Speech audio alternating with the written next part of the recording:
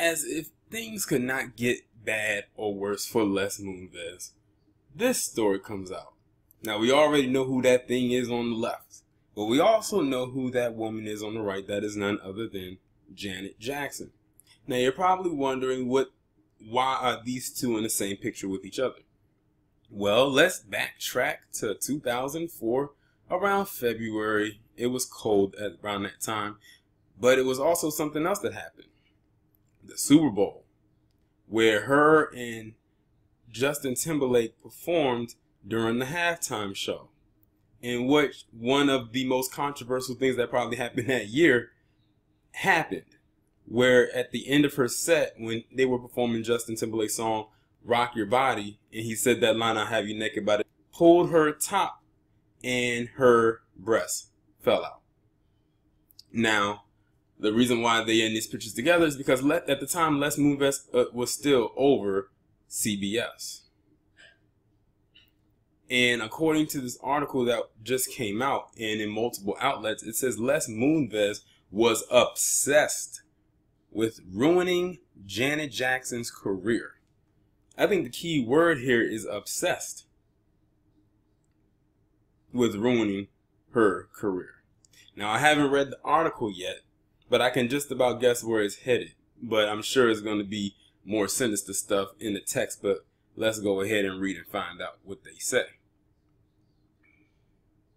One thing that allies and critics of Les Moonves, the CEO and chairman of CBS, agree on is that he tends to remember who his enemies are and exact revenge on them on his terms. From actors to entertainment lawyers, people who ended up on the wrong side of Moonves would often become his target for years after they upset him. Although Moonves is in battle and likely to be ousted from CBS amid sexual harassment allegations, reportedly with a significant severance payment following an investigation by the New Yorker, many women and men whom I contacted about Moonves' conduct were reluctant to speak to me, even when I told them they could speak off the record.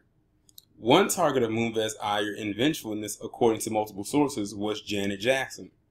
Jackson became a years-long fixation for Moonves after the so-called wardrobe malfunction of 2004, when her breast was exposed for 19/16 of a second after Justin Timberlake tore a piece of fabric off her bustier during the Super Bowl halftime performance. CBS and MTV, a subsidiary of Viacom, the parent company of CBS at the time, which produced the halftime show, faced a torrent of criticism and a $550,000 Federal Communications Commission fine. Jackson and Timberlake both said the incident was truly a malfunction, that Timberlake was only meant to rip away the leather on Jackson's bustier to reveal red lace, but instead ripped away everything, leaving her breast exposed to over 100 million Super Bowl fans. Moonves, however, was convinced that it wasn't a malfunction, but rather an intentional bid to stir up controversy. Moonves has been open about the fact that the incident caused him embarrassment, and he told sources who spoke to me that Jackson, in his mind, was not sufficiently repentant. Basically, he feels that she wasn't punished enough. Moonves banned Jackson and Timberlake from the 2004 Grammys broadcast airing on CBS the week after the Super Bowl, but Timberlake was allowed to perform after he tearfully apologized for them. I don't think he actually apologized. He didn't. Well, he did. He just apologized, I guess, on his own behalf, but he didn't apologize on the behalf of Janet. The CBS chief executive, according to sources who spoke to me, was furious that Jackson didn't make a similarly contrite apology to him. The fallout from the incident inflicted significant damage on Jackson's career, which until that point had produced 10 #1 hits and still reverberates to this day. Moonves ordered Viacom Properties, VH1, and MTV, and all Viacom-owned radio stations to stop playing Jackson's songs and music videos. The move had a huge impact on sales on her album Damita Jo, which was released in March 2004, just a month after the Super Bowl. A major point of controversy, particularly among Jackson's black fans, was that the reaction to the wardrobe malfunction fell solely on Jackson's shoulders, even though Timberlake was the one who actually pulled off the fabric to reveal her breasts. While Jackson's career was significantly damaged, Timberlake's flourished. CBS insiders who spoke to me felt strongly that Moonves played a large part and how Jackson was perceived by the public. A spokesperson for CBS declined to comment of the story. 7 years after the incident, Moonves told several sources he was furious when he found out Jackson had signed a book deal with Simon & Schuster for her book True You, A Journey to Finding and Loving Yourself. Simon & Schuster is owned by the CBS Corporation. He says, how the fuck did she slip through? After recounting the story to a source who spoke to me, he told another source that heads were going to roll as a result of the deal. It's not clear whether Moonves ever actually took action against anyone who gave Jackson the book deal, but his tone when he spoke about Jackson was so aggressive. One source said they couldn't speak to me on the record because I'm not interested in having that man following me to the grave and trying to screw me over the whole time. Wow. This man had this much vitriol to Janet Jackson because she didn't apologize to him and kiss the ring like Justin Timberlake did back in 2004. So now it all comes out because I remember her Demeter Joe album not selling well, but we never knew exactly why that was. I mean, we kind of figured it was because of the whole Super Bowl thing. We kind of figured that was the case. But now we know who was behind it. Now, isn't that funny how this guy has so much vitriol for this woman, probably still to this day, is going through what he's going through right now. Even if it is like a minor drop in the bucket for him, it doesn't look good on his part. But this is very interesting here.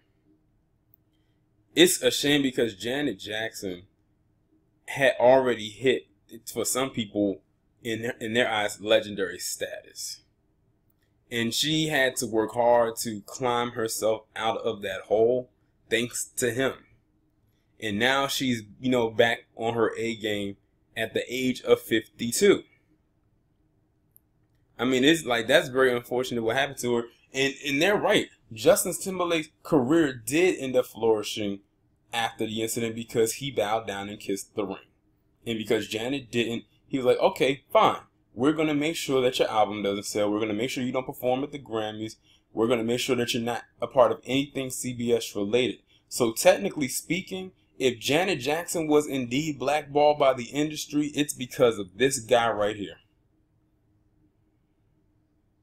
Les Moonves is a wicked, evil piece of shit. And he lays right next to that same thing every single night. And I'm talking about Julie Chen. Now I wonder what Julie Chen, speaking of her, has to say about this, since she's all about woman empowerment. To know that her husband did this to another woman.